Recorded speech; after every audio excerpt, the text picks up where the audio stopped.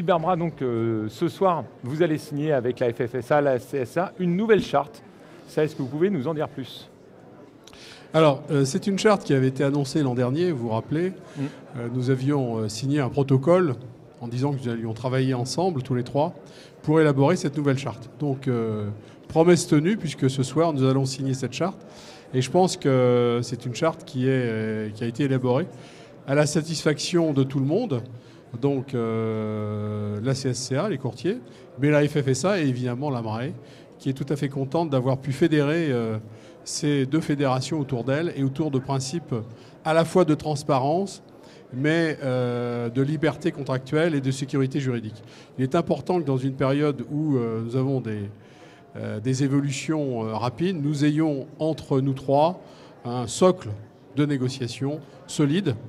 Et alors certes, c'est qu'une charte, mais il est fortement conseillé à nos adhérents de faire appel et de signaler que cette charte existe, et notamment de la mentionner dans les conventions de prestation de services qu'on peut signer aussi bien avec les courtiers, éventuellement avec les assureurs, lors d'un protocole de gestion de sinistre, par exemple.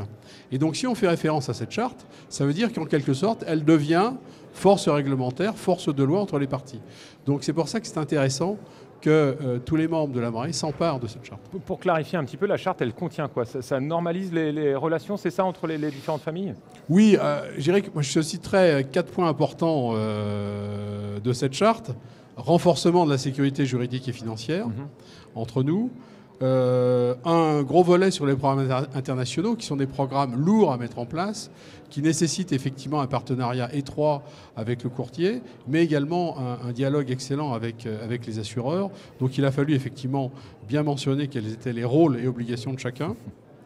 La créativité et l'innovation, parce que ça c'est un point important, on a souhaité que dans cette charte, on fasse appel justement à ces notions, qui sont des notions effectivement relativement conceptuelles, mais qui pour nous sont importantes.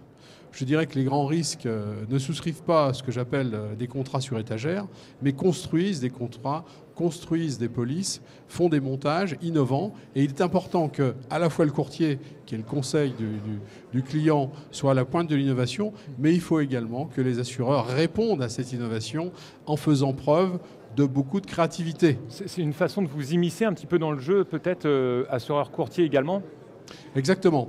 Et essayer de peser de tout notre poids sur cette relation courtier-assureur, qui est une relation qui théoriquement se fait en notre absence. Oui, mais parce qu'il y a également des réglementations à venir, des choses qui vous ont incité peut-être à accélérer, et qui les ont incités, CSCA et FFSA également, à accélérer le mouvement et à cadrer de la transparence. Effectivement, c'est un autre volet, puisque cette charte, elle est complètement dans l'actualité, puisque comme vous le savez, il y a une directive appelée DIA2 qui est en cours d'élaboration.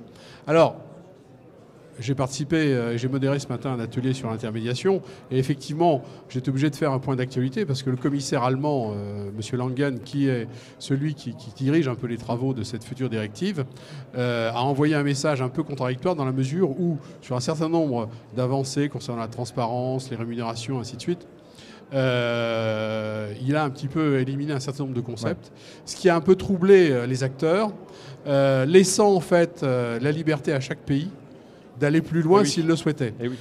Mais en conclusion de notre atelier, mes intervenants disaient que ce n'était pas du tout ce qu'avait souhaité la Commission. La Commission, elle était dans un esprit de marché unique de l'assurance et de ne pas avoir, je dirais, un socle très minimaliste avec une liberté pour chaque pays de faire un peu ce qu'ils veulent. Pour les risques managers, justement, ce sera ma dernière question. Qu'est-ce que ça représente, justement, cette possibilité qu'en France, ce soit différent de l'Allemagne, que ce soit différent de la Belgique, de l'Angleterre? Ça représente une grande insécurité juridique pour nous, parce qu'effectivement, nous avons des filiales à l'étranger.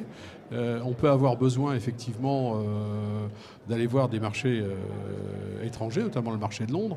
Et donc c'est important qu'on sache un petit peu où on met les pieds et connaître exactement les réglementations de chacun des pays. Alors, il est évident que si la réglementation est la même partout, vous reconnaîtrez que c'est quand même plus facile. Gilbert Bras, je vous remercie. Chers internautes, je vous donne rendez-vous maintenant cet après-midi pour une nouvelle émission, grand format, le live, toujours ici pour les rencontres MRAE 2013.